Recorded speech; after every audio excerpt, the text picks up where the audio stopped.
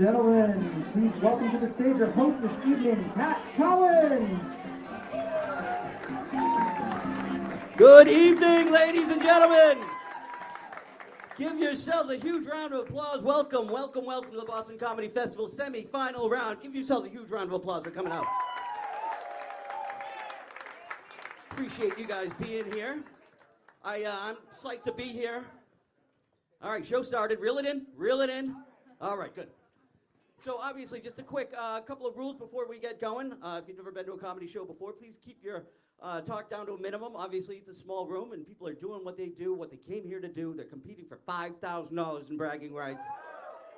So please give the comics your attention, and let's have some fun. All right? If something's funny, just laugh by applause. Can we all get behind that? I think we're going to be fine. So I didn't even know I was going to be here. I was literally on my way to another show, and the festival director called me. He said, Pat, I need you to go over to the Rockwell and host this show. And I said, but Jim, I'm on the Best of Boston show at 8 o'clock. You remember? He goes, I remember we were using the term a little loosely when we put you on it. I said, oh, well, fuck you, Jim McHugh. I will get over to the Rockwell.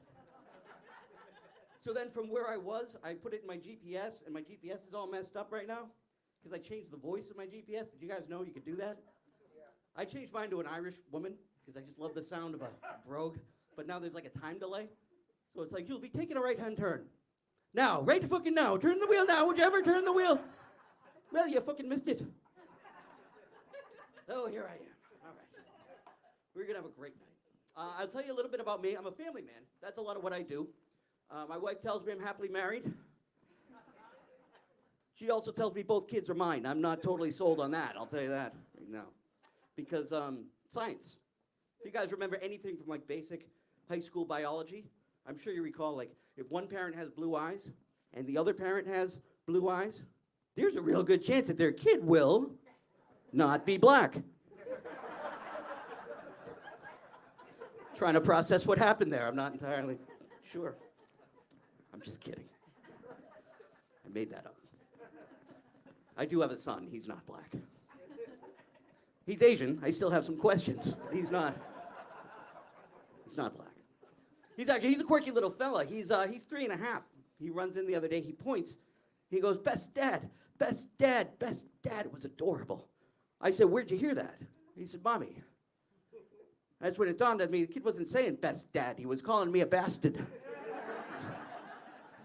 More than just mildly disappointing, but it made a whole lot more sense, if we're being honest. And I'm like, wait a minute, I'm the bastard? That's pretty rich coming from you, you non-blue-eyed little Asian snot.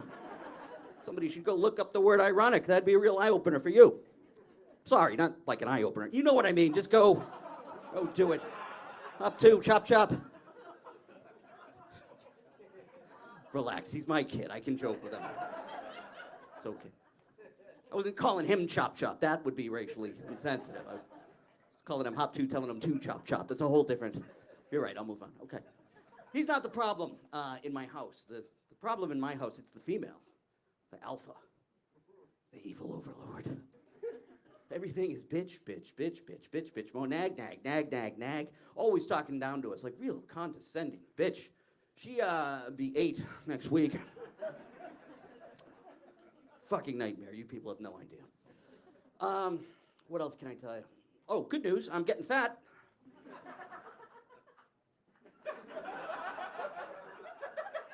And I'm a little sensitive about it. Shut the fuck up.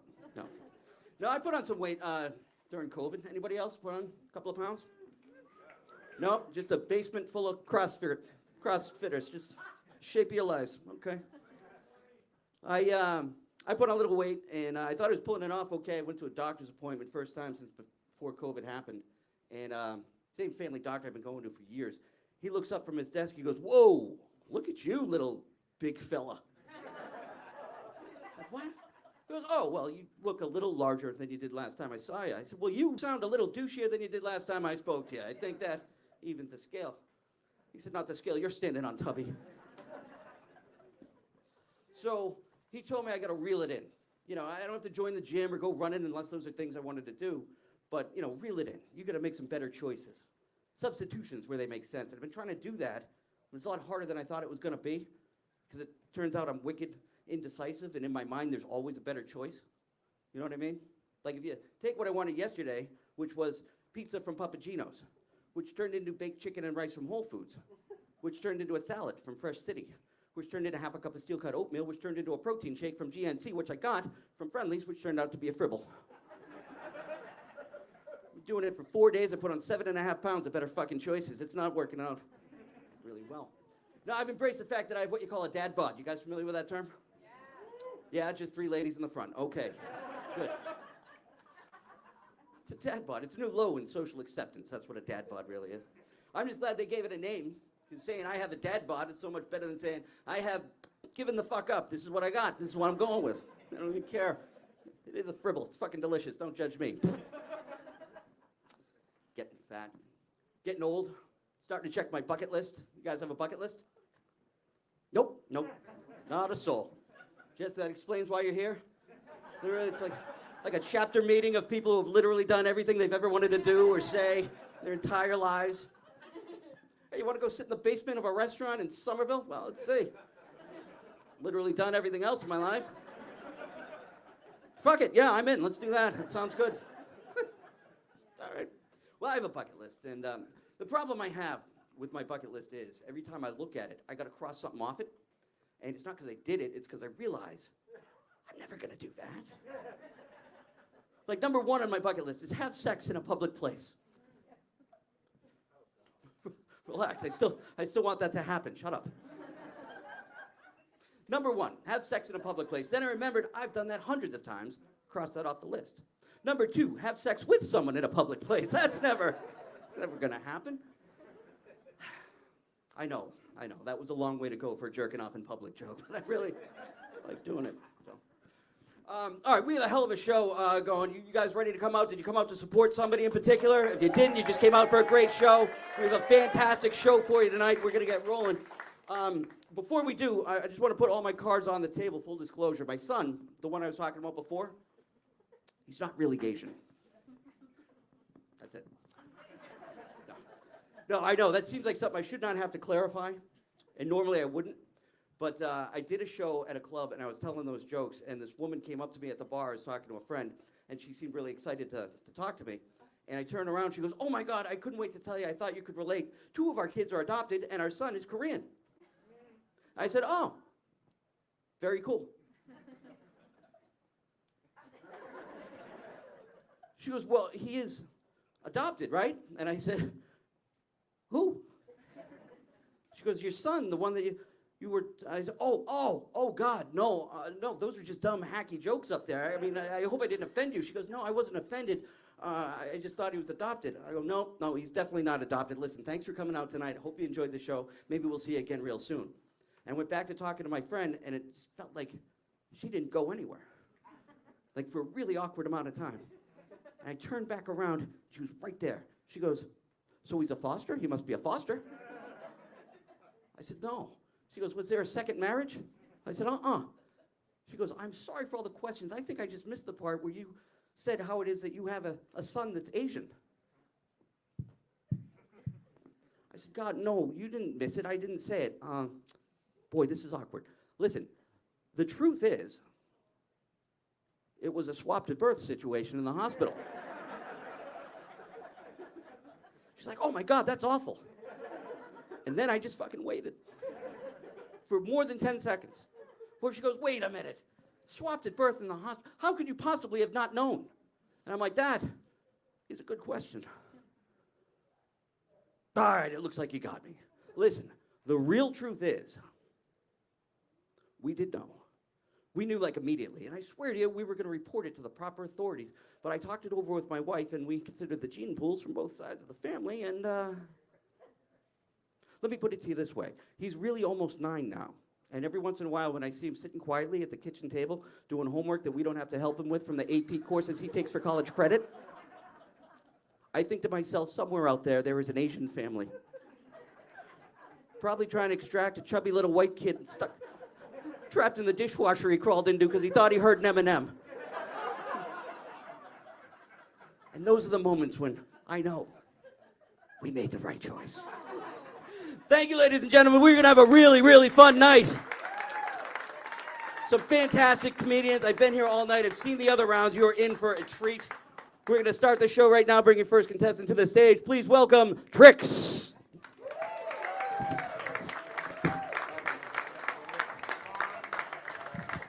What's going on? How's everybody feeling? I'm just going to let you know right now, contest or no contest, if anybody gets offended, I don't give a fuck. You understand that? Okay? I'm sick and tired of people that come to a comedy show to get offended. I don't understand that. I don't go to a library like, where the hoes at? Like, I don't do that. And then get mad when I see books. You understand? You peanut allergy motherfuckers. I'm tired of you. I want to go back to the 80s where we had thick skin and you could go to a comedy club and you could watch a Pryor or a Carlin or a Kinnison or Eddie Murphy and not get so fucking offended all the time. Some of you guys are sitting there trying to convince yourself you gave a fuck about turtles and straws. No, you didn't. No, you didn't, okay? None of you were like, I wonder how the turtles... None of you, okay? I have never given one fuck about a turtle. Unless their names were Leonardo, Raphael, Michelangelo, or Donatello. Stop it! I just want to take this time, if we could call a timeout for a sec, I just want to take time to apologize to the white people. Okay, that was just, judges, stop writing. I just want to take this time to apologize to the white people because in the first grade, I didn't color you guys in.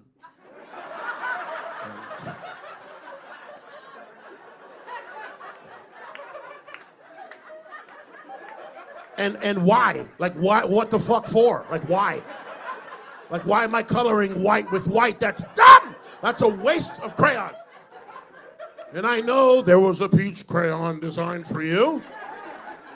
But it's not my fault. My mother never said, don't trust the peach people. So, okay. All right, time in, if you can continue, judges.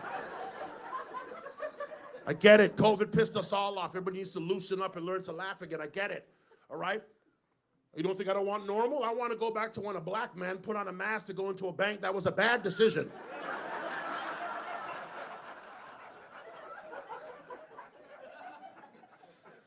I'm going to say Donald Trump's name 3 times, and some of you guys are going to get mad, and I don't give a fuck, okay? We need to learn to laugh again, people. You understand that? We need to go back to laughing. If you can't see the hilarity in the fact that in American history, we elected an extra from Home Alone 2 to be the president, then that's a you problem, okay? I don't care. I don't like any politicians. I think they're all pieces of shit. All right? Joe Biden's going to die next Thursday. Do you understand that? I don't care. Why does he fall asleep after every question? Let's discuss that. Who put Vicks under his nose? No wonder a black woman is his vice president. It's the only person that can wake him up. Get your ass up! You think a white woman can wake him up? Get up, Joe. You're falling asleep. No. Get your ass up!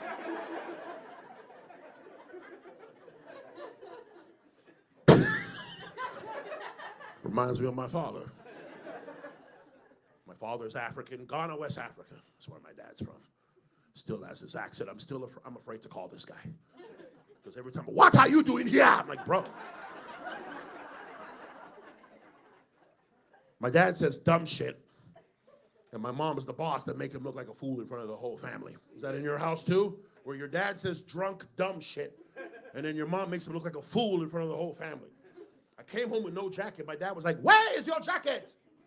So I lost my jacket, Dad. The whole jacket!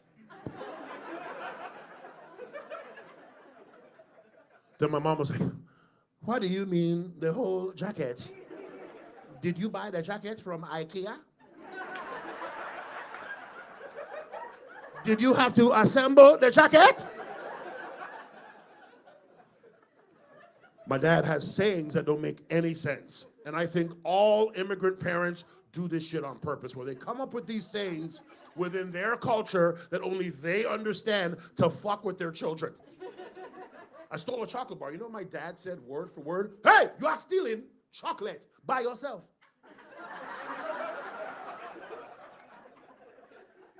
And then my dad hits you with an African proverb that makes no sense. You see, when a dog, then he stands like he says some real shit. When a dog is barking loud, then why is the cat still asleep? What the fuck are you talking about? What the fuck does a cat and dog have to do with me stealing a Snickers? I used to play basketball back in the day. We lost the championship game, and the whole team came to my house because we were sad. And who decided to comfort a room full of dejected teenagers? My father. Hello, so you lost? All of you at the same time. 15 people combining forces to lose. You see, when a monkey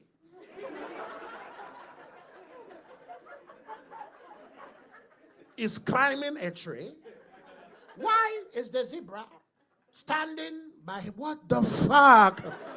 I said that in Brooklyn, New York. A dude who smoked a lot of weed stood up. I know exactly what your dad's saying. Man. I don't know why everybody laughing. Your dad says some real shit. See, the team that beat you is climbing to new heights like the monkey, and y'all standing around like the zebra. That's why you lost, bro. I said, you need to share some of that weed. Originally, I'm from Toronto, Canada, right? Toronto, Canada. I live in Vegas now. And I'm currently banned from a theme park in Toronto. Don't judge me. It's not for what you think. I am not R. Kelly. Oh, because he didn't do it? The reason why I'm banned is because I listened to the wrong person. Okay, I won my ex-girlfriend a big Bart Simpson stuffed animal. It was about this big. I played a game where you have to climb a ladder. The shit swings. If you can stay on and get to the top, you get the biggest bear in the park. I won that shit.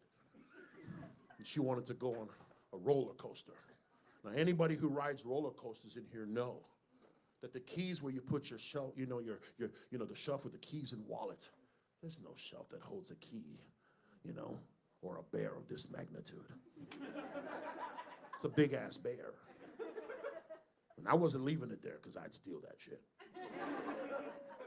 I think the dude who was working the ride, the guy that puts on the seatbelts and, checks that you're in there, I think he was quitting. Or he was high. Because he looked at me, he was like, bro, why don't you just go on the ride with the Bart Simpson?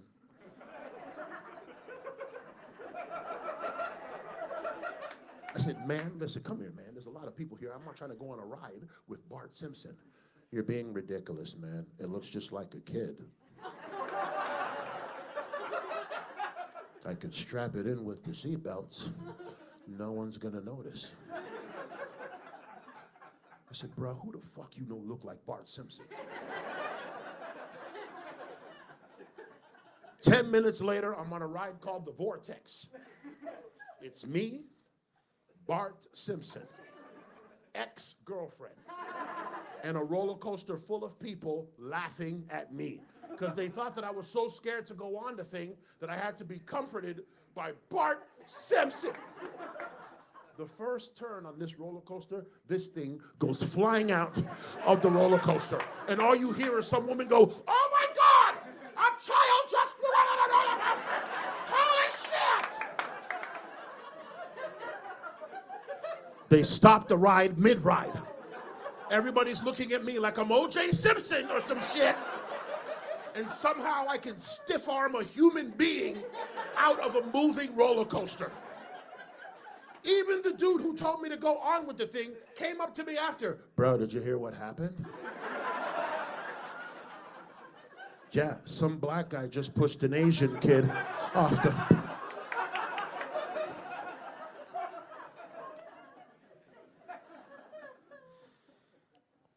When I'm taking, sometimes I take the bus, because I want to. And I'm high. Don't ask me questions. One time I was at the bus stop and I heard arguably the dumbest question I've ever heard in my life. A woman came running in there. Excuse me, I'm sorry, hi. Did the bus leave yet?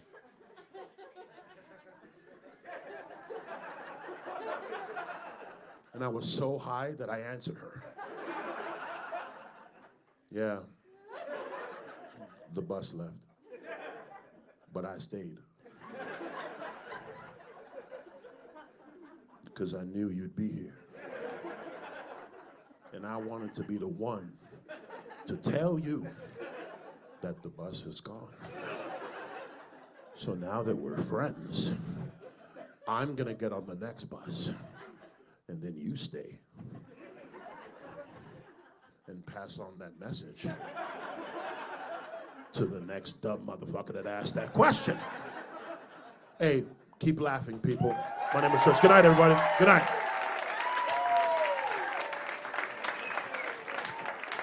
Hey, keep it going for Trix.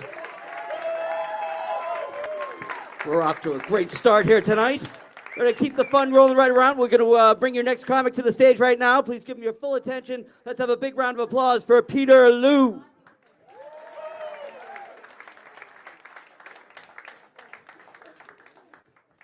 Oh, how we doing tonight? I am the kid that Pat wishes he had. So you know, like most of the folding chairs you're sitting on, I was made in China. Made in China and assembled in America. I was born in China, guys. I was born, you know, pristine, pollution-free, and politically non-corrupt China. I gotta say that they're listening. And then when I was 8, actually, I moved to Australia because my parents wanted to experience racism.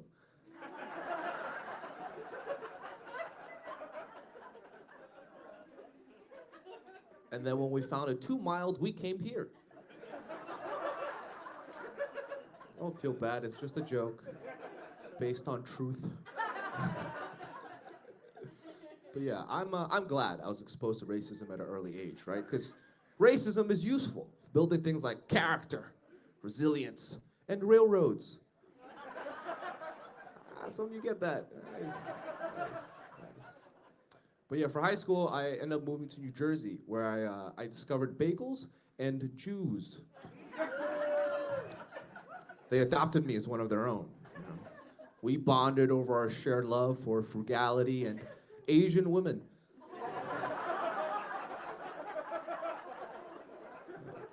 I have an 8-inch mezuzah now. That joke kills at a bar mitzvah. It's so smart. But yeah, so my ex, she told me she needed to go find herself, and by that, she meant underneath other dudes. Now that I'm single, I've been trying to make myself more desirable, right? So I started playing Magic the Gathering. I am hoping women start gathering. So yeah, I've been dating. Anyone in this crowd into astrology? Anyone? Yeah? One person over there? Nice. You're not gonna like this bit. So I was on this date, right? And it wasn't going very well. And at the very end, she was like, hey, I'm sorry for being so negative. It's my strong Gemini energy. Now, see, I didn't know we could use make-believe to justify reality. Right? Like, your star sign is not an excuse for your character flaws. I don't use fortune cookies to justify mine.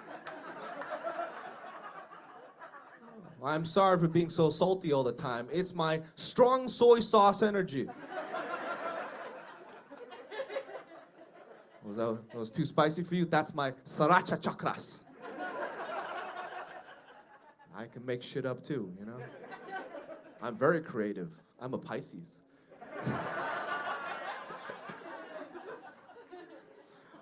So we go on our second date. Second date's going well, right? We go back to her place. I'm excited. I'm about to show her some of this big walk energy.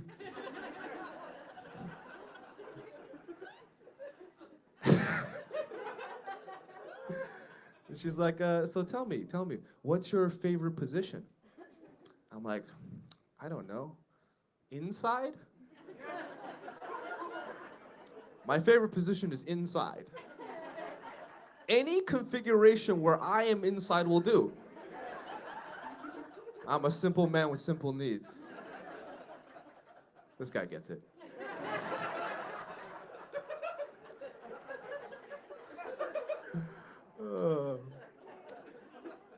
then she was like, well, just so as you know, I like hair pulling, choking, and cock slapping. I was like, all right. Now to clarify, is cock slapping me slapping you with my cock? Or you slapping my cock? It's a very important question, right? It's an important question. And she was like, neither. It's me slapping you with your cock. Like, I don't think I have enough cock to make that work. It's not that I'm not well hung, it's just that my face is so far away. Also, let's be real, if my cock reached my own mouth, I wouldn't be here right now.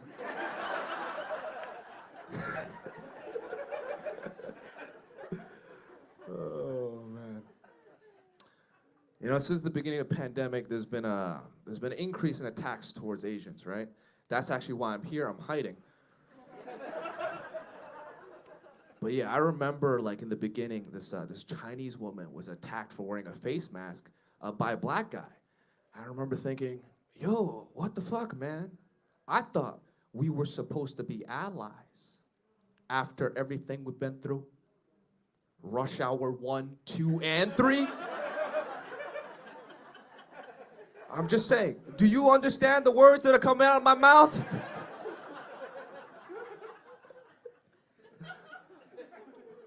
Oh, man. But yeah, different organizations, though, they were trying to combat these attacks by handing out whistles. Now, I think bringing a whistle to a hate crime is about as useful as bringing a whistle to any other crime. Right? Like, if I was about to attack someone and I found out that they're armed with a whistle, I am now twice as confident that I am going to succeed. Right? Because no one has a whistle and a gun. So, a whistle is just a very loud way of saying, I have no weapons. And if you follow the sound, you can find me.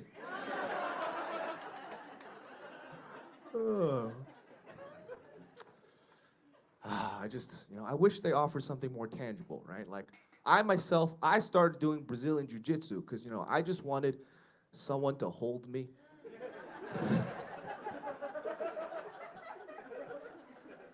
The coach was like, when they tap out, you're supposed to let go. I'm like, come on, coach, 5 more minutes. I'm barely hard.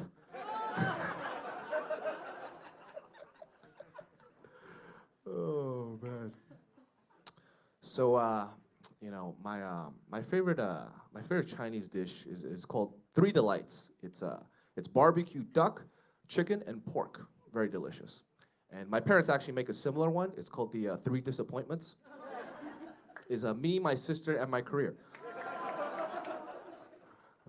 Claps for that. That's interesting. Okay. You're like, I'm happy for your pain. But yeah, for my day job, actually, I work in biotech, where I design processes to make drugs, or as my parents like to call it, not a doctor. I told my dad recently, I was like, hey, I think I want to be a comedian. And he said, you are going in completely wrong way for life. You have 0 chance. I was like, cool, Dad, so I'm not allowed to have dreams? No. What you have is fantasy. It is less than dream. Most people who go into show business have an innate ability. It is something in their bones, and you do not have it. I know, I made you. You have weak bones. Weak bones and a 0 chance. I was like, really, Dad, really? 0? I mean, that's just statistically impossible. You should know that. You're a mathematician. Or, as I like to call it, also not a doctor. Hey, you guys have been wonderful. My name is Peter Lou. Thank you for coming out tonight. I'm going to give it back to your host. Peter Lou, keep it going for Peter Lou. All right, are we having fun? I think we're off to a pretty good start, right? Do better than that. Get your energy up in this room. All right, we're going to keep it going then. All right, coming to the stage. Ladies and gentlemen, please welcome Matt Fanakos.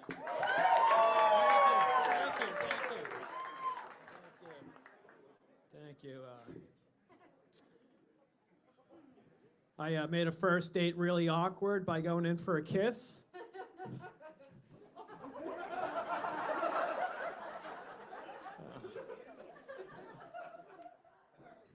Not my proudest moment as a waiter.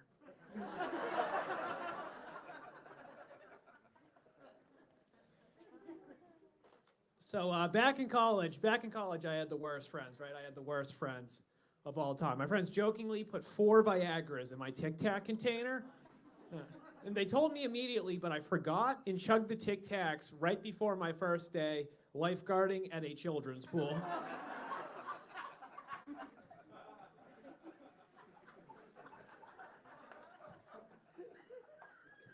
As soon as I start lifeguarding the kids, I get the biggest boner of my fucking life. And worried I'm overdosing on Viagra, I go sprint to check the Tic Tacs, praying I only took 1 Viagra. Worst case scenario. All 4 of the Viagras were still there.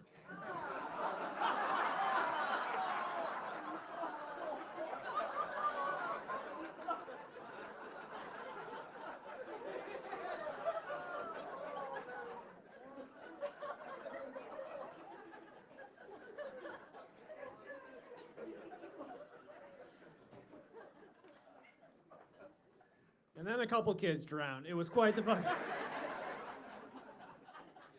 It was quite the scene.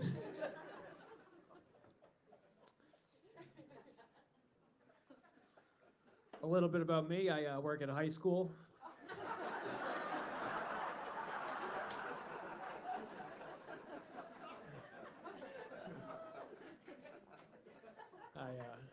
I work at a high school with a bunch of low-functioning autistic people. I don't know how they got hired, but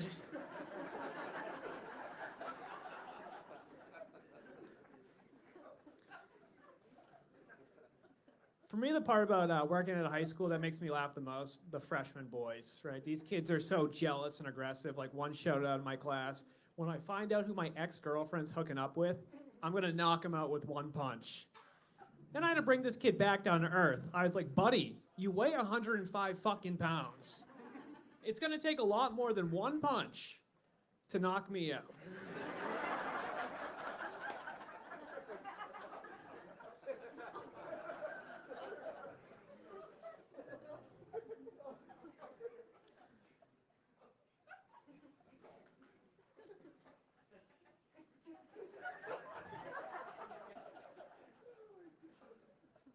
I assign my students a... Bless you, wow! Oh, more. Was it the last joke? Or you're like, no, no!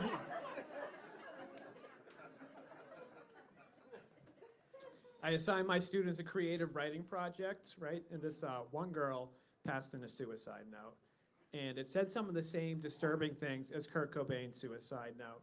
And, you know, it was disturbing. And as an educator, I got to take something like this so seriously. I was like, look, obviously I have to report this for plagiarism.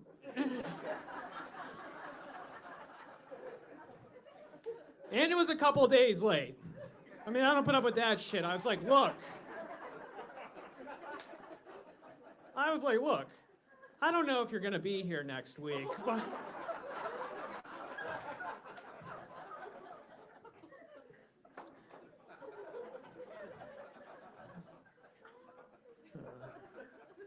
Look, I get it. These jokes aren't for everyone, right?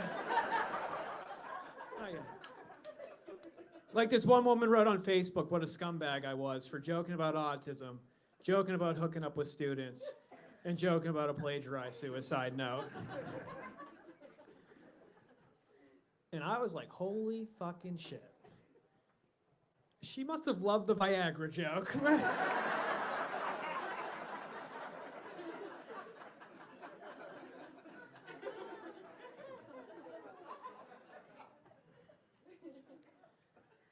In the back of my classroom, there's a Rosa Parks poster that's been there for over 30 years. She just can't be moved, you know?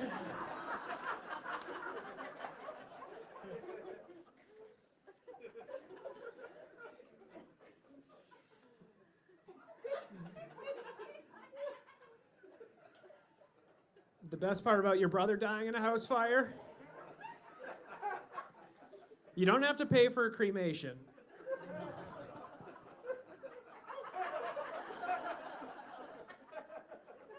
That's on the house.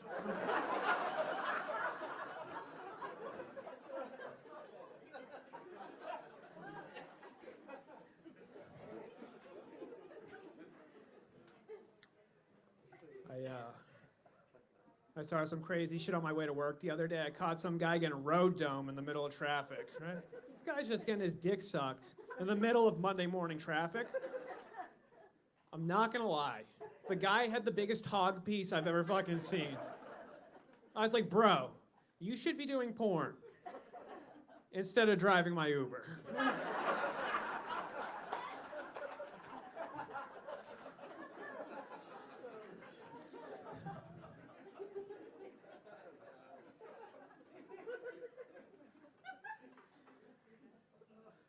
There is nothing better than having sex in a brand new car. Right? Nothing better than having sex in a brand new car and then not buying it. You know, it's fucking. Or it's. Are you ever driving? Right? Are you ever driving and have to shit so bad that you turn off the radio?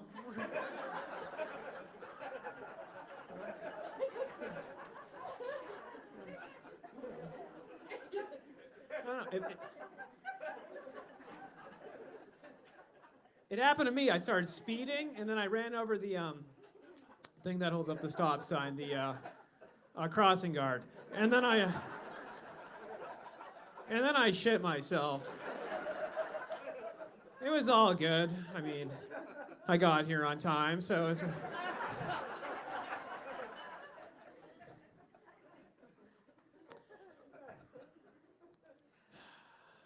Watching the Patriots the other day. Like whenever I watch the Patriots, I think about Bill Belichick like having sex. It's kind of weird. Like, can't you imagine Bill Belichick talking dirty, all grumpy and shit? Like, oh, do your job. Right? Come on, no days off, right? Ball security equals job security. I can find someone in Detroit to do this a lot cheaper. Seriously. Don't make me call special teams in here.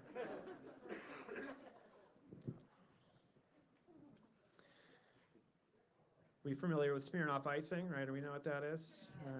Right. It's a drinking game where you hide a bottle of Smirnoff Ice, and if you can trick someone into finding it, they got to get on one knee and chug it, right? My doctor told me about this. He's like, yeah, we do this in the office all the time. I'm like, dude, where the hell did you graduate medical school? Like, what the hell, whatever, I don't know. I mean,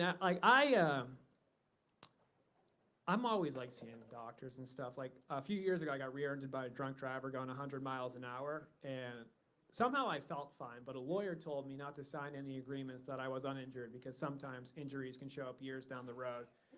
And I forgot about this until one night I'm randomly in so much pain that I can't even use the bathroom. So the lawyer tells me to go get checked up by a doctor, and the doctor tells me, he's like, look, Matt, it's going to be very tough to prove that the car accident gave you chlamydia.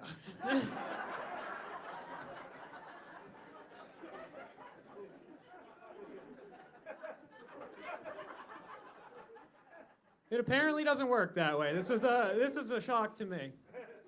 I don't know. As a man, though, it can be really uncomfortable to go to your doctor with medical issues. Like, I was having these tremendous ass pains. They were fucking brutal. I'm not gonna lie. So my doctor brings me in for a rectal exam, and 30 seconds into the exam, he goes, "I don't believe what I'm fucking seeing." And I'm like, "What the hell is this? Is this ass cancer? Is this an anal polyp? Like, what is this?" And he pulls out a Smirnoff Ice. It was pretty fun. It's going to be good for me. Thank you very much.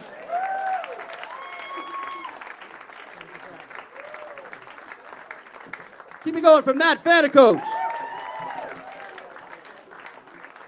My water. All right. We're almost at the halfway mark right now. We have a couple Great comedians coming up next. We're going to keep the show rolling. Next up, please welcome to the stage, Monica Carroll.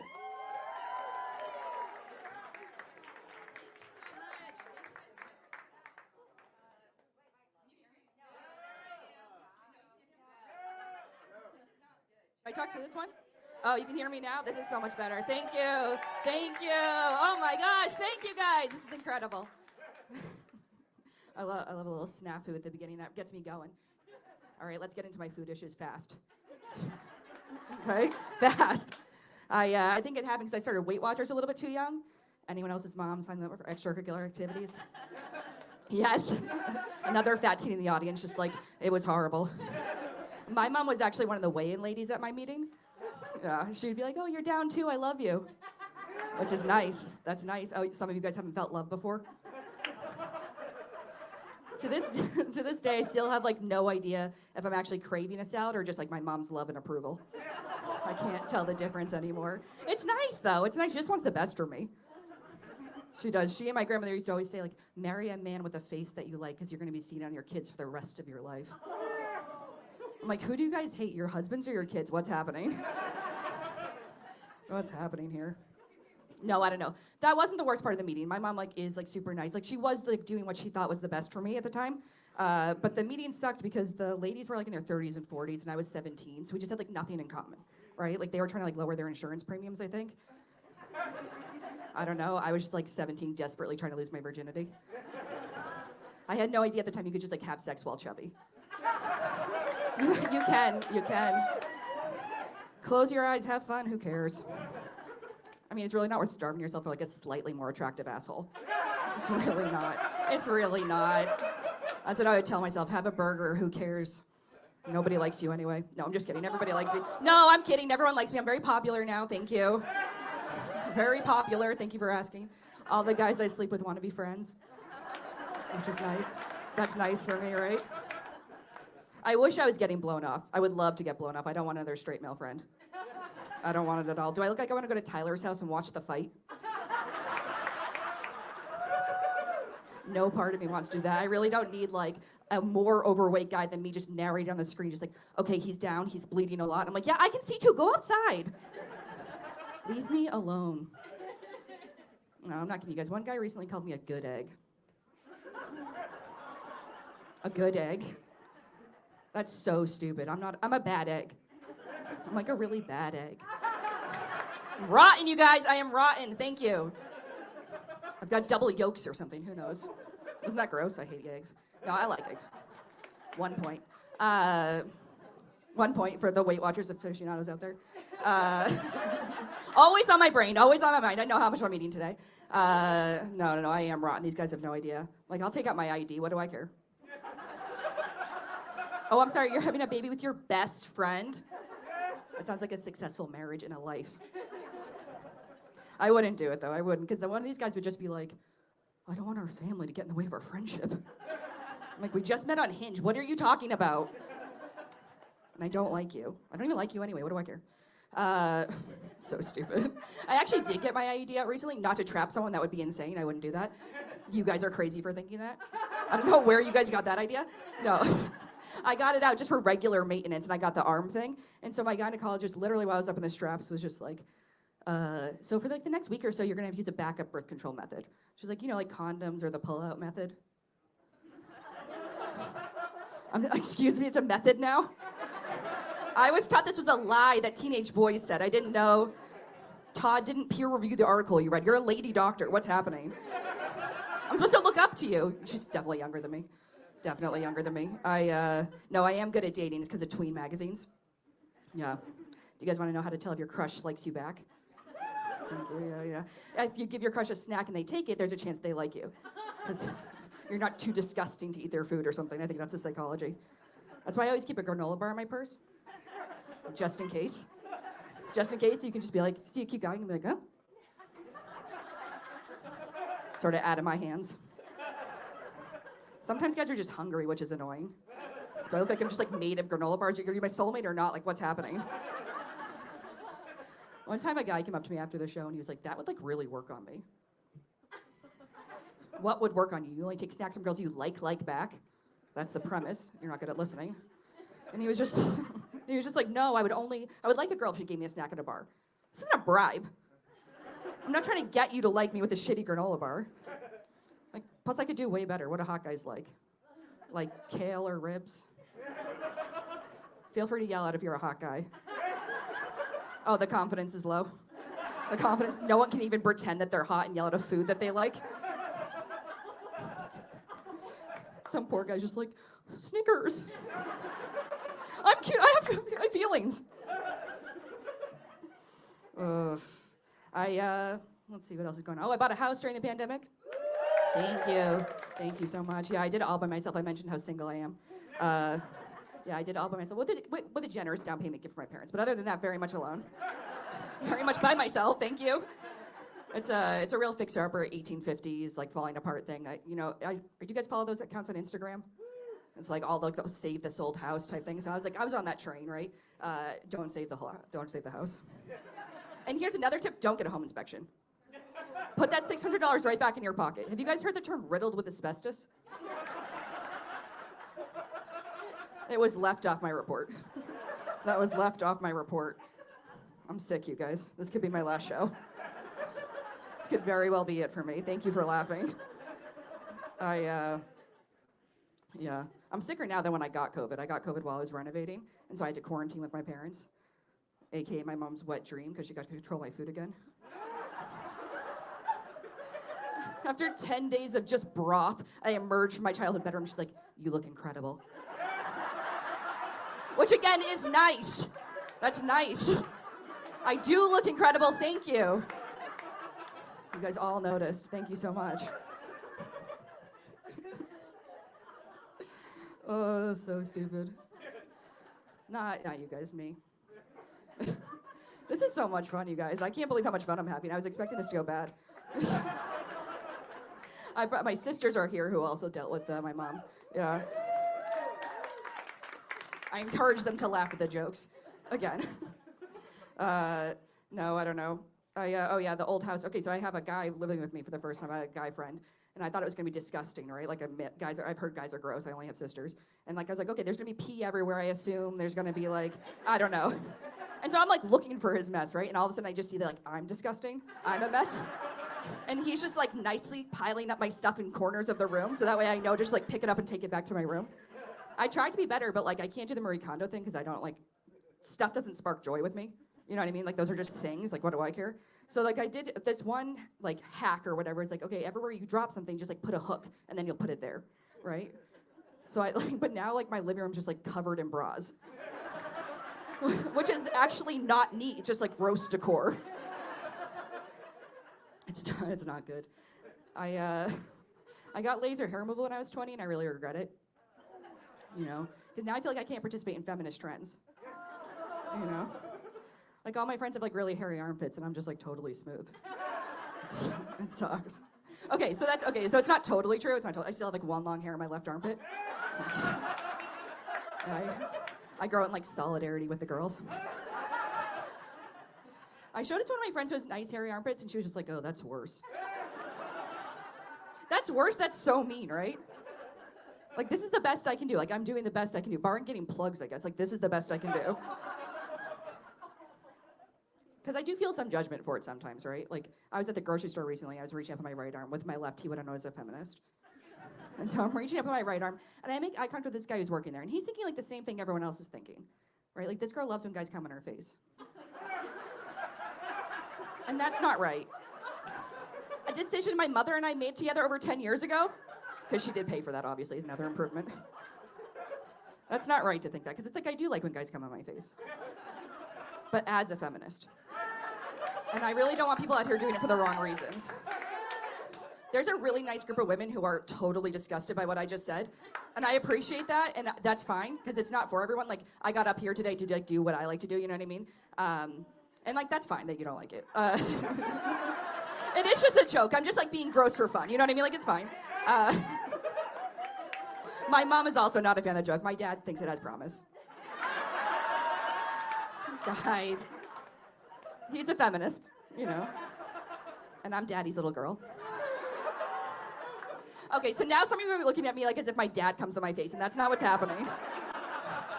You guys all need to chill out. My dad has never even seen me perform. Don't worry about it.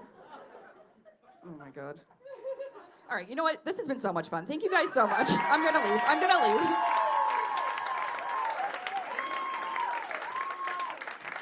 Hey, one more time for Monica Carroll.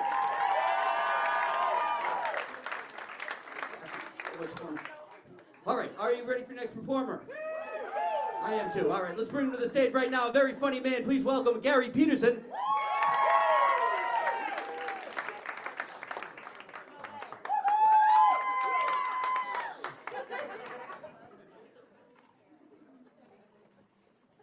I look like a guy that was disinvited from the Capitol riots for creating too many group texts. I don't know if that comes across immediately. Think we should brunch first, fellas, huh? I'm creepy. And I know I'll sit on a bus and I'll be an empty seat next to me and it will remain forever empty. No one wants to take a chance in a wild card. What do they think's gonna happen? That they're gonna sit down and I'm gonna be like, thank you for picking me. We should get to know each other now. What do you fear? I say that and there's 5 seats empty up front. I was out with this girl, she's still alive. I was out with this girl.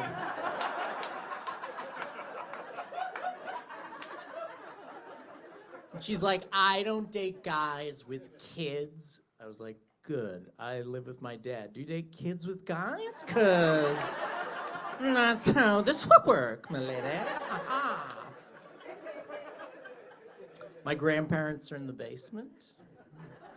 Thank you. It's a real puss palace at the Peterson place. Oh, I can't wait till I have a perfect night, say all the right things, get to the end of an evening and talk to a lady and say, I had a great time. Yeah, I know, they're closing, but I don't know, do you want to come meet 5 generations of my family? We all sleep in the same bed. Now, I was living with my dad yesterday. And still today. And he wrote a note. It was the greatest note of all time. He said, if you turn the heat down before you go to bed, bed spelled B-E-A-D, before you go to bed, turn it back up again so I don't wake up to a cold house. Then he wrote thanks, but crossed it out. And it wouldn't hurt my feelings as much, but the note was in pencil. Could have erased it. But he's like, I want him to know. I'm from Boston. If you don't know Boston, if Boston had a flag for what it was, it'd be a guy in a Celtics t-shirt punching a baby in the face saying, you think you're better than me? That's the whole city. And I was a colonial tour guide in downtown Boston. What are you, fucking Sultan? Come on. We all do things we're not proud of for money. No, I'm not complaining. I love that job. I gave a tour for kids 8 and under, the Boston Tea Party tour, which was a lot of fun. And if you have kids, or if you ever work with kids or know kids, the one thing kids love is 18th century legislation. That's all they talk about. We had fun. We did a little tour. Somebody that came on a tour did not have a good time. Somebody that was not an 8-year-old. It was a 40-something-year-old lady that went on a website called TripAdvisor and wrote a bad review and almost cost me my job. For those that don't know, let me explain. Website TripAdvisor is for people in failing marriages who take out their aggressions on strangers instead of going through the paperwork of a divorce. You can tell in her review, she's like, you ruined my vacation and my dreams. I could have been a dancer.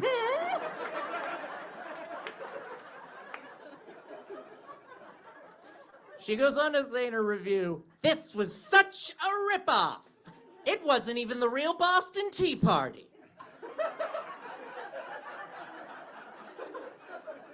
You're right. We didn't time travel for $10. Is Halloween a really tough night at your house? They're not real ghosts. She goes on to say words that haunt me when the night gets quiet. She said, "This guy didn't care what he was doing. He gave minimal effort." Minimal effort. She'd have a point if I showed up in like a Lipton tea fanny pack and just a Bruins jersey rubbing my stomach like, "You guys want to talk about history? Okay. Boston Tea Party happened 1982. Done by Whitey Bulger. What else can I tell you about history, Larry Bird? That's about it." Like, no, I didn't do that. "I gathered us here, these 13 colonies of ours, bear witness upon new legislation rained down by Fat King George, being King George III, in our shining city on a hill. And when God has seen that we have fulfilled our purpose, may we leave this world like a flash of lightning. And I say to you, taxation without representation is tyranny. Huzzah!"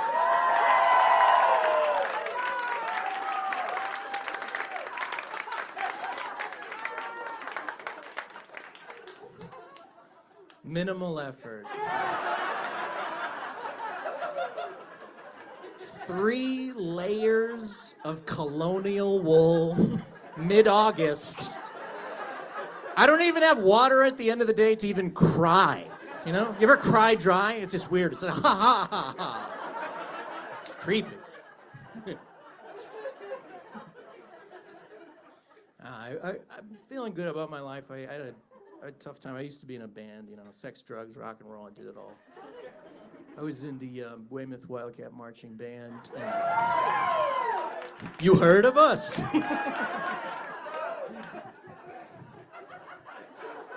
The sex was dry humping in the clarinet section. The drugs, Claritin D. Because I am allergic to the Earth's atmosphere. You ever want to feel like you don't belong on your home planet? Just take a deep breath in and have your body go, "I don't think you should be here." I played the bass drum, which is the instrument they give stupid children. It's the same size as their body, and they just gotta not miss when they hit it. An old double astigmatism I missed all the time. Give us a thud, Gary. Click! One thud. Click, clack! Aim for the center. Clickety, clack, click! Crab walk. Crab walk. Now, I'm going to tell you this is true. I'm going to take you to the dark side, but trust me, I'll bring you to the light. When I was in the band, 9/11 happened, and the way my school dealt with it was really good. They came on the loudspeaker, and they went, "Go home." That's all they did. I went home, scared out of my mind. I didn't get a call from my father, not my mother, not my sister. My band director called, and he said, "We're going to have practice today." And I was like, I don't think so. And he's like, "You're not coming to practice. I'll tell you on the phone then, since you're not coming. We've made a decision. I'm going to move you over to cymbals." Yeah. All the pussy from bass drum. Gone. Goodbye, girls. Goodbye, friends. Out of spite, I didn't learn any music. And we had our first home game 2 days later, and we had to play the national anthem. I don't know if you guys know the national anthem. It's pretty cymbals have a pretty big part. And they aren't the type of instrument you can jazz improvise on. So I'm going to perform for you for my final piece, the national anthem that we played on that day. Please remain seated.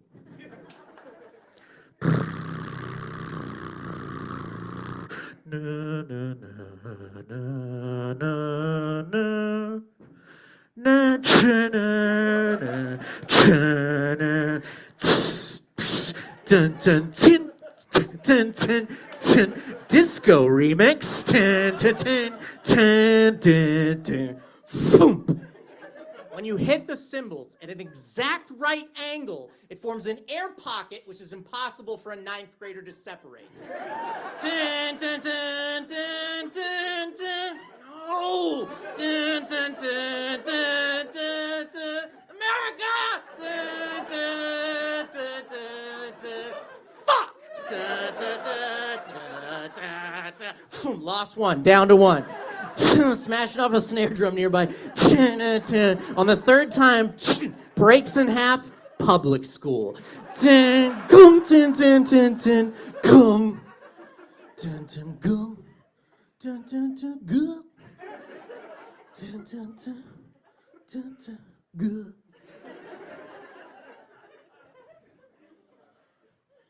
Do you know how hard it is to get booed playing the national anthem 2 days after 9/11?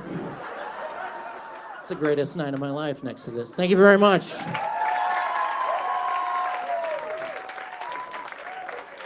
One more time for Gary Peterson. Now, one more time, I want to thank everybody for coming out to the Boston Comedy Festival. This is such a great night. And I want to get a round of applause for everyone who made this possible, the guys working the sound, everything it takes to put this show on. They do a great, great job. All right, we are in the home stretch. We're going to bring your last couple of comedians to the stage. Up next right now, let's get a huge round of applause for Emily Walsh. Oh, you guys. Boston, I'm excited to be here with you guys. I've been thinking about this show all day. I obviously got really dressed up. Thank you. Yeah. Well, they say that you should dress for the job that you want, you know, and I want to be your dad. So I think I nailed it. I've actually been struggling with outfits. I don't know about you guys, like since coming back out after COVID, you know, like it's almost like starting at a new high school, you know, like maybe I'll do a new thing. And part of it for me is I actually just lost 20 pounds, which is kind of exciting. Thank you guys. I gained 10 of it back, but I just like to say that up top to find out if you guys are nice, you know? Because nice crowds are like, congratulations, and mean crowds are like, keep going, you know?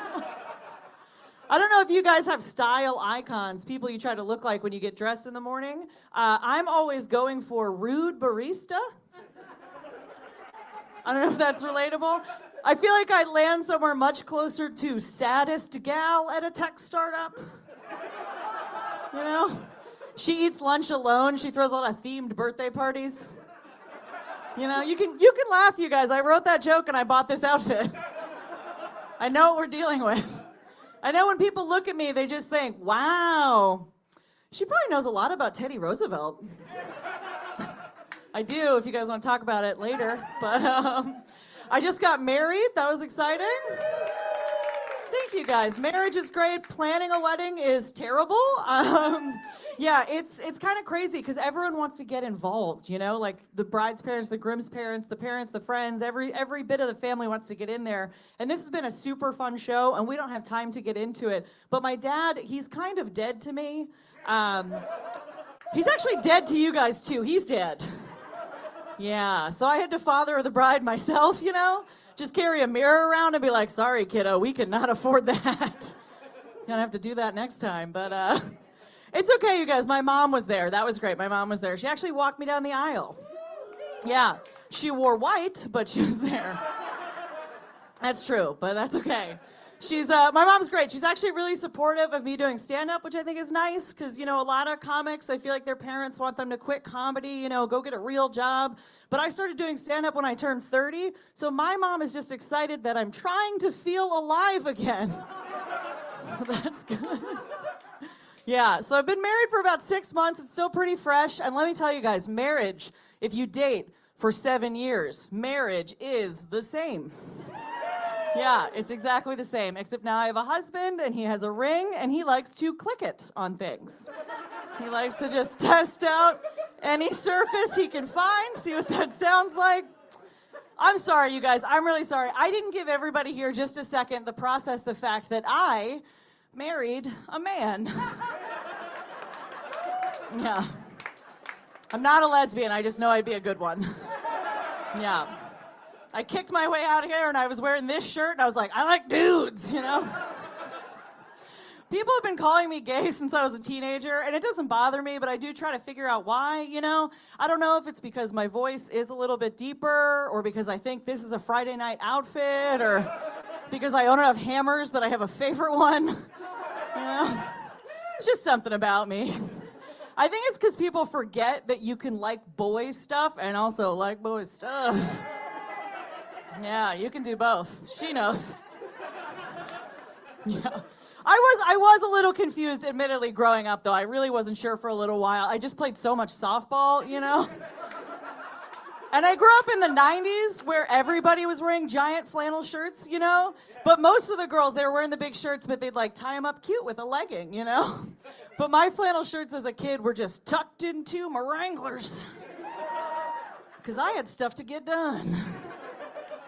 And then I saw that movie, Air Force One, with Harrison Ford. Anybody remember that movie? Couple people. He's the president. That's all you really need to know. There's a moment where he looks at the terrorists and he just goes, "Get off my plane." And then I knew. Yeah, I was either straight or very patriotic. Yeah, I was into that. When you get married, people start demanding that you have kids right away. They just really want to know where that baby is. And I'm still not sure, and that's a problem. You know, I know that I'm running out of time. I see me, like, I get that. Like, if we're actually all really, really quiet, we can hear my uterus sing closing time. Yeah. One last call for alcohol. So finish your whiskey or beer. Okay. And I do feel bad about that, you guys, because I think my husband would be such a good mom, you know? He really would. He's what you guys might call a sweetie pie. Yeah, like he answers the phone when he doesn't know who's calling. Don't encourage him. That's disgusting.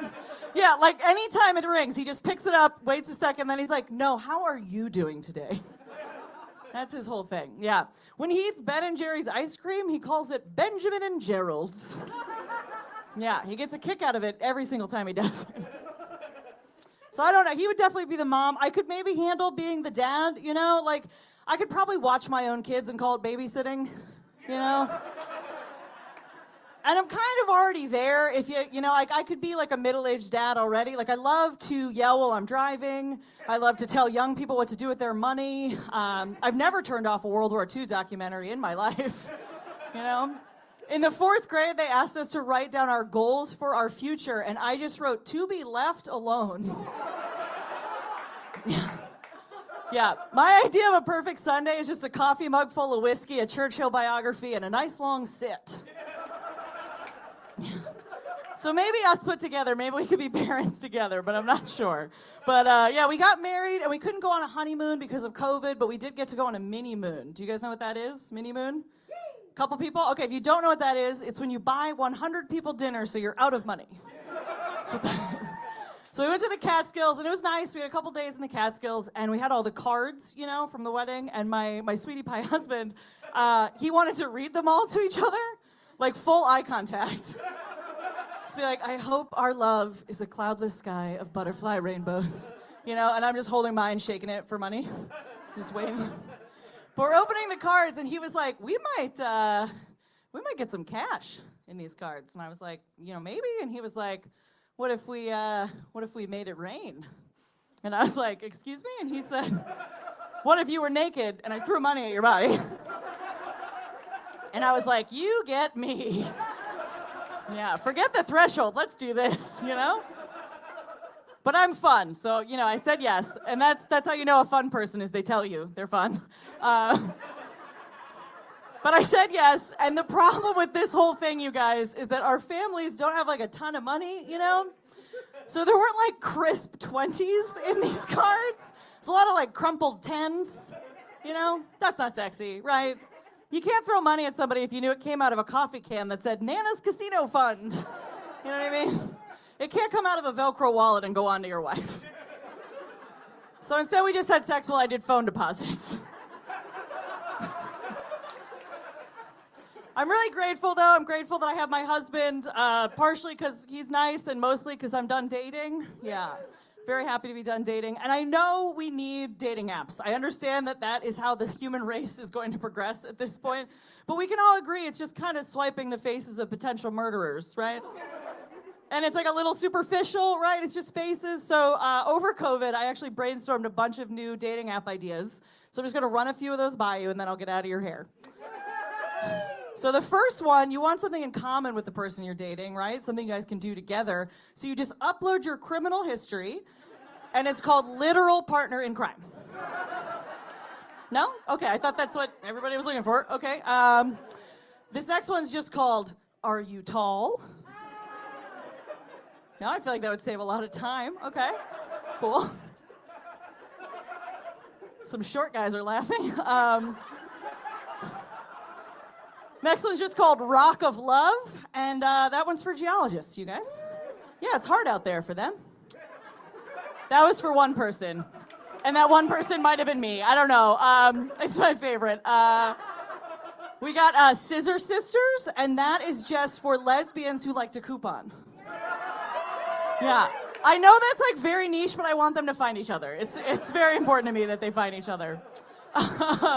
We got Full House, and that's just one question. It's whether or not you would let John Stamos raise your children for you. I would. I don't know about you guys. We got Bump and Grind. That's another one question. It's just whether or not you prefer coffee or cocaine. It's a pretty hard line in the sand, right? And then my last one, it's my personal favorite. It's called Friends with Benefits, and it's for people without health care to find somebody that does have health care. My name is Emily Walsh. Have a great rest of your night.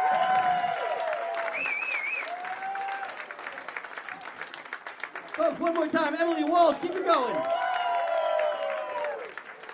Awesome, all right. We have one more performer in the competition. Last but certainly not least, please welcome to the stage, Steve Bjork. Thank you very much. Hello. I get it. At least half of you are like, I didn't know my dad's friend did stand up. I get it. It's all right. It's okay. I know. I'm old, out of shape. I will say this. Even when I'm in great shape, I'm a big guy. I'm 6'2", I have big shoulders, big hands. I don't even have a small intestine. They're both huge. So I know entertainers have a reputation of being difficult to work with. I don't like to think that I am. I have only one stipulation in my contract, and that is that at least 5 seats in the front row be completely empty. So I appreciate you guys accommodating that.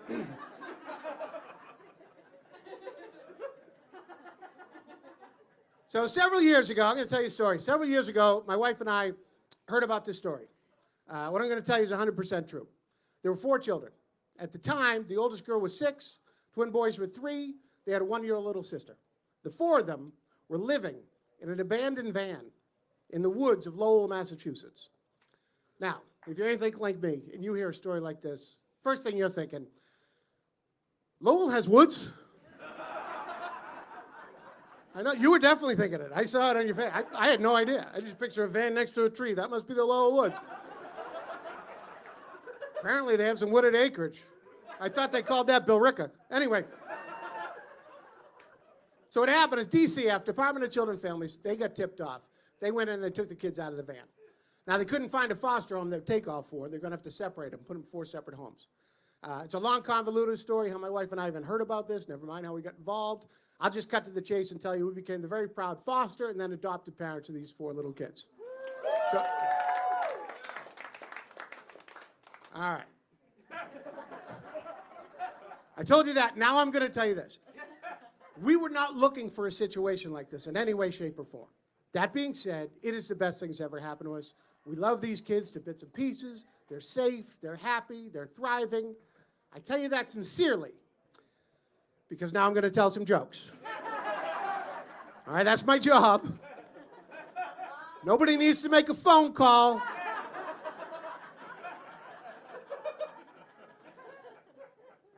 My oldest son, I have a son who's actually in his 30s now, and technically he's my stepson.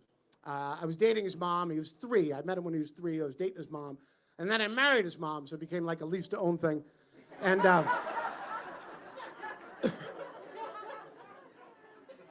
so we have a very unique perspective. We spent half our lives raising an only child. And then all of a sudden, these 4 feral children come running in the house. I know it sounds cavalier, but they're wild animals when they first came in. Oh, what a cute little girl. Oh, wow, she's a biter. Write that down. Mowgli, get off the table. A couple of Jungle Book fans here. Good. And here's the thing. If you have an only child, you know this to be true. If he's messing up, and you go, you don't do that again. For the most part, he doesn't even know any better. It's like, oh, okay, I guess I don't do that again. You've one of 4 messing up, and you go, you don't do that again. Within seconds, the other 3 are right in his ear going, you're not going to take that crap from him, are you? And they don't. My kids are into TV. I'm sure all kids are. These 4 especially, though. Let's be frank. There wasn't a lot of TV in the van. Nobody needs to make a phone call. The only reason I bring it up, there's some show that they watch, and one of the main characters on this show, his catchphrase is he goes, awkward. Yes. I'm assuming you've seen the show. I have not, but I know this is true because my kids have hooked onto this. I'm sure he does it like once or twice a show. My kids don't get that. They're doing it 24/7, just running around the house nonstop.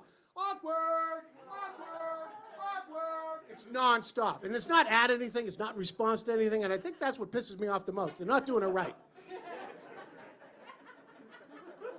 I don't know if I can impress upon you how much they're doing this. We put them in bed at night, they're lying in the beds going, awkward.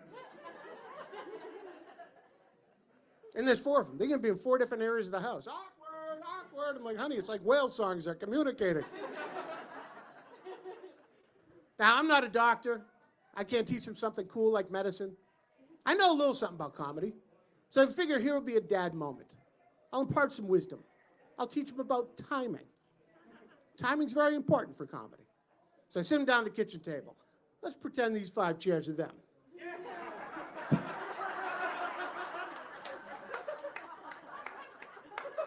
So I sit him down at the kitchen table. I say, look, the reason why it's so funny when he does it is like, well, number one, he probably only does it like 1 time. That's really important. Whole time giving this speech, you're just sitting around the table going, awkward, awkward. Well, it is now. My youngest daughter, her name is Carrie. At the time this was going on, she was 3, and she was potty training. And she was at the point in that process, I want to be delicate, she could complete the task, need a little help finishing up. We'll leave it at that. Enjoy your snacks. So one day we're in the living room. From the bathroom, we hear, Mom! Now immediately I'm thrilled because she didn't call Dad. My wife gets up. She goes in the bathroom. She comes out like 2 minutes later. Tears are streaming down her face. She's laughing so hard. Apparently, she walked in the bathroom. Carrie gets up off the pot, turns around, assumes a position, looks her mother right in the eye and goes, awkward! That's good timing. That's right. Somebody who's listening, I am very proud. Now, I have to tell you, that's not a recent story. Carrie's not 3 anymore. I'm gonna have to cut that out of the act pretty soon. As she gets older, I don't want to embarrass her. You know, we'll save that story for prom night. But I'll tell you what was a milestone in our house was when Carrie turned 6. Because when she turned 6, then all of a sudden, all 4 of them went to school. Every school morning, got to get 4 kids up early, ready, catch a bus. 3 different buses, 3 different times, but pretty much right on top of each other. Now, I don't know if there's anybody here who's raised multiple children. Anybody? Yeah. If you haven't, see, I don't know if you grew up in a multiple family. If you grew up in a multiple children family, you have no idea what your parents went through. You just don't. It's chaos. It is mayhem. Every morning in my house is like the first 20 minutes of Saving Private Ryan.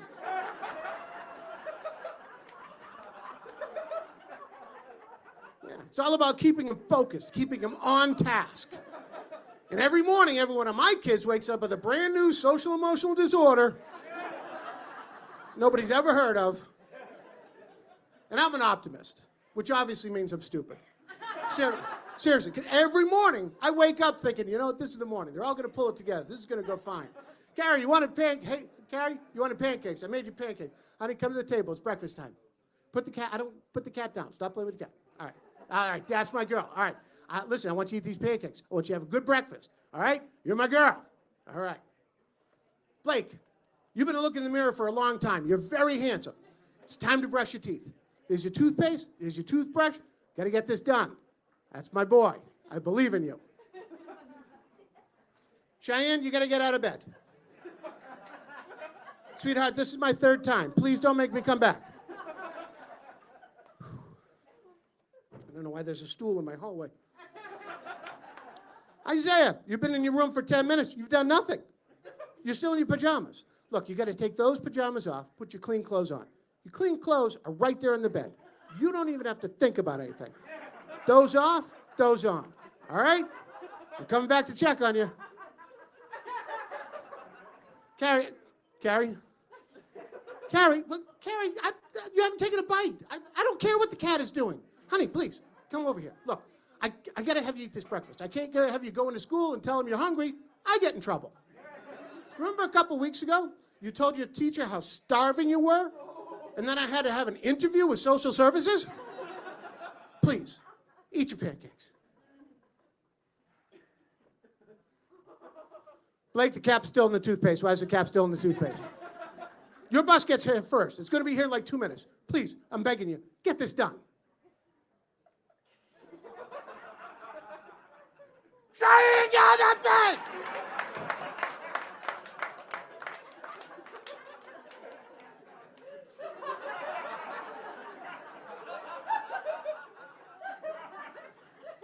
Isaiah, you're halfway there. You're naked. That's great. This is not a good time to play with your Legos. Listen, you got to put your... Whoa. Don't sit down there. That's a bad idea. I don't want to go to the emergency room first thing in the morning and explain that. Please, put your clothes on. I can't send you to school like this. They'll take you away. Carrie, Daddy will buy you a pony if you eat these pancakes. Put them on your fork, chew them, swallow, repeat that process. Pony. How do you lose a toothbrush? It was in your hand. You know what? I don't care. Put some toothpaste in your finger. Rub your teeth real good. Cheyenne, I'm going to flip that bed over. You don't get out of that bed. Thank God for that stool. Why are you still naked? That's what my life had come to. At least 4 mornings a week, I'm screaming, why are you still naked? I never thought my life would come to that. I kind of hope, but not to a child. You guys have been wonderful. Thank you very much. Have a wonderful night.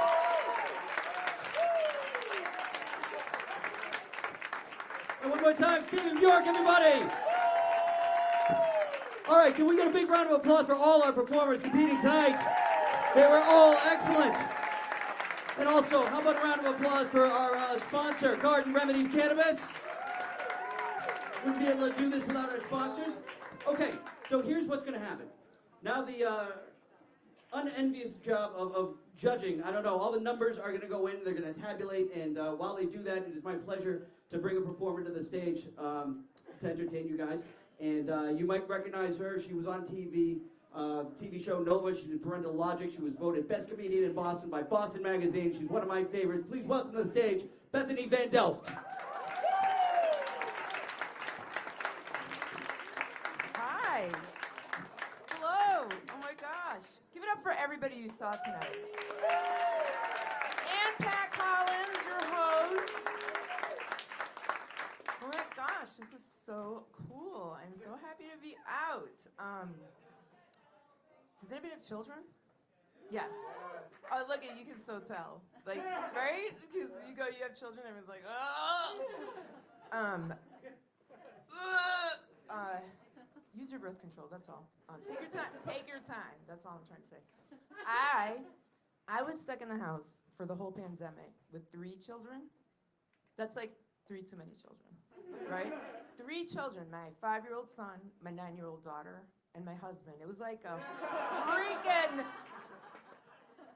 freaking daycare up in there. I smoked so much weed. So much weed. This young dude's like, I can't believe you still smoke so much weed at your age. And I was like, how do you think I made it? Duh. I have to smoke weed. I have chronic anxiety. I know we all have anxiety now, right? But I'm an OG. I had anxiety since his first album. Y'all are just coming in at Purple Rain. Welcome. The water's horrible. I'm also a Virgo. I don't know if you know astrology, but Virgos have a lot of anxiety. Also, I don't believe in that stuff because Virgos only believe in science. So, the weed kills the cognitive dissonance. I have a medical card, okay? I'm not a stoner, people. I am a survivor. It's legal, but like so many people are still so judgmental about moms using weed, right? Like a mom could be like, it's 1 o'clock, rosé all day, a kindergarten drop-off. And everyone's like, self-care girl boss. Yes, yes. But if it's 420, and I shout, smoke 'em if you got 'em, some bitch is always like, some people shouldn't have kids. Okay, where were you 10 years ago, life coach?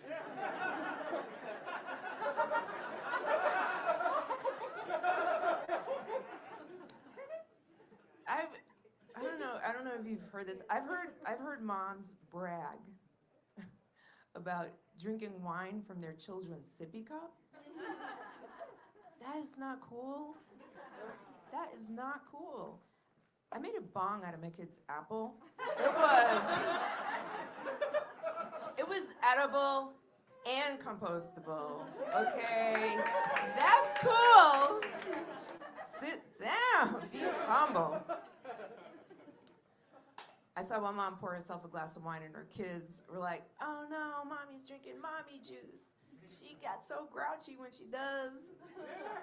You will never, ever, ever hear anything like that in my house, right? Like you will never hear my kids go, ugh, there's mommy, breathing her mommy salad again.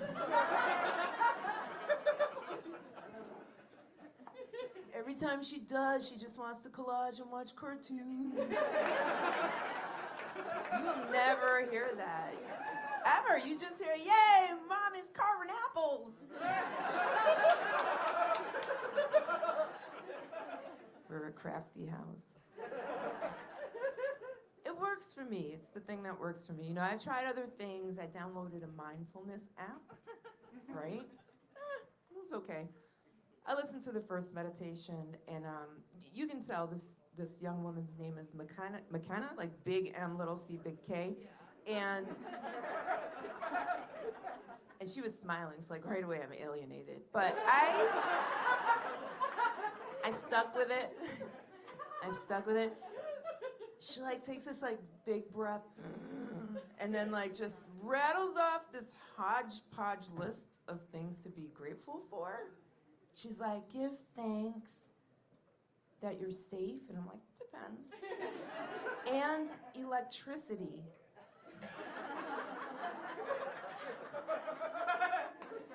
Since the day you were born, you've never had to think about it. It's always been there. Sure, I suppose. Give thanks for the amazing food source available from all over the world. I'm like, yes, yes, grateful for Whole Foods. Yes, very. And then she goes, give thanks for morning runs, sleeping in, and just being you.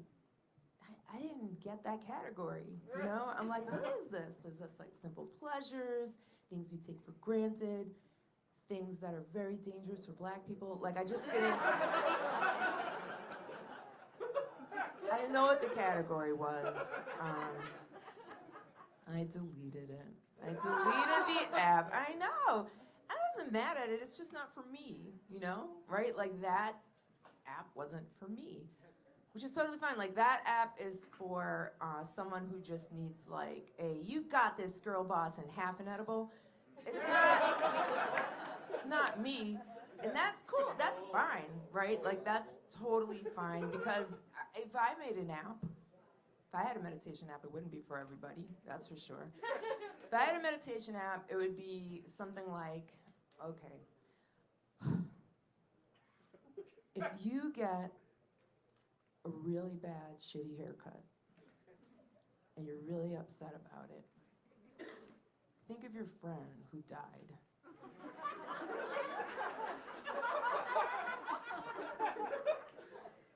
If he saw your shitty haircut, he'd be mad too.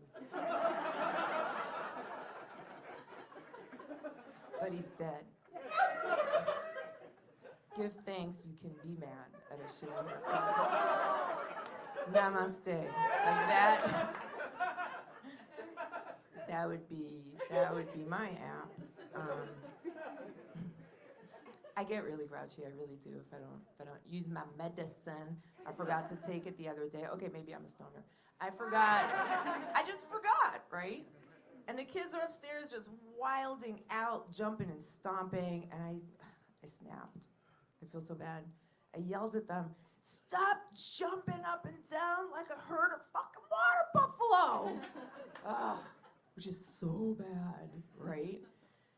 They're gonna grow up thinking, water buffalo jump. And the achievement gap's already so big. I don't want to contribute. helps me be patient, creative, attentive to like learning moments. We had an incredible learning moment recently. My son ran up to my daughter and yanked down his underwear and said, "Want to see my penis?" So I was like, "Good job asking."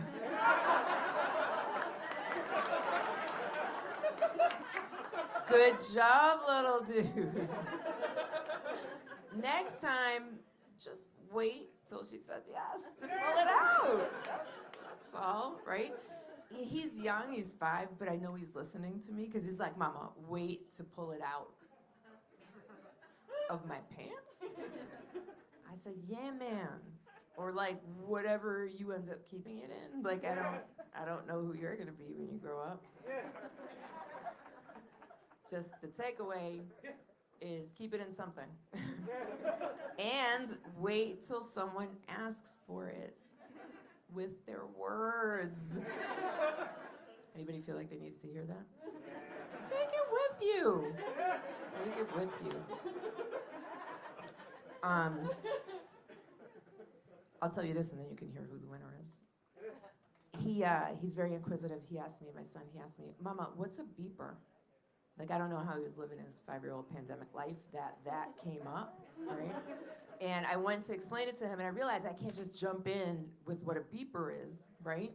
Like, I have to give him some backstory to understand a beeper, right? So I was like, all right, check this out.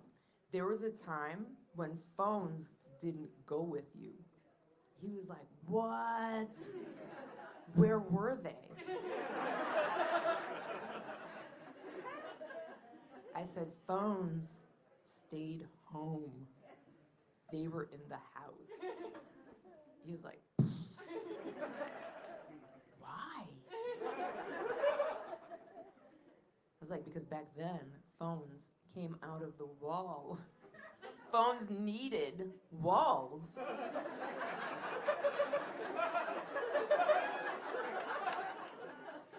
He was like, "Why, Mama, why?" I'm like, "I don't know, man. That's just where we were at. Technologically, phones didn't play music. They didn't take pictures. We only talked on them when we were near walls. And we were all okay." He's like, "Mama, what is a beeper?" And I'm like, "Right."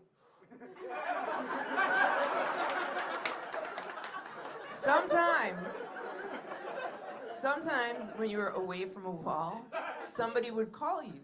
And if you wanted to know about that, you would carry a beeper. And then they would beep you and let you know they're trying to call you. He's like, oh, and then what? I'm like, then you went and looked for a wall and you called them back. Hoping they too were still near a wall. He's like, oh, that is too much, Mama. That is too much. And I was like, you don't know my struggle, boy. Okay? And I realized this is going to be my generation's version of I had to walk 10 miles to get to school, right? Like, we're going to be all up in Gen Z's face going, you don't know how good you have it. If I wanted to talk to a friend, I had to find a wall. Jeans weren't fucking stretchy.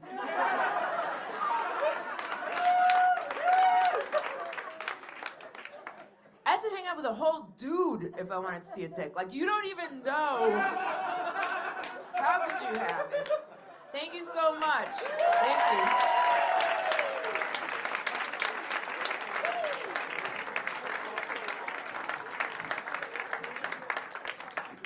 Bethany Van Delff. Keep it going for Bethany. Come on, Bethany. All right, ladies and gentlemen. Just a quick announcement. Okay, everybody ready? Dial it down. Good, good, good. All right, obviously we had a sensational show tonight, and everybody who competed tonight, certainly worthy to move on. But the nature of what this is, there's only 2 comedians moving on and competing in the finals tomorrow night at the Somerville Theater.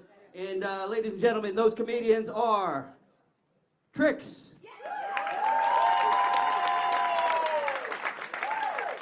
And Gary Peterson. Ladies and gentlemen, our winners for the evening, Trix and Gary Peterson. Thank you so much for coming out. Can we get Gary out here?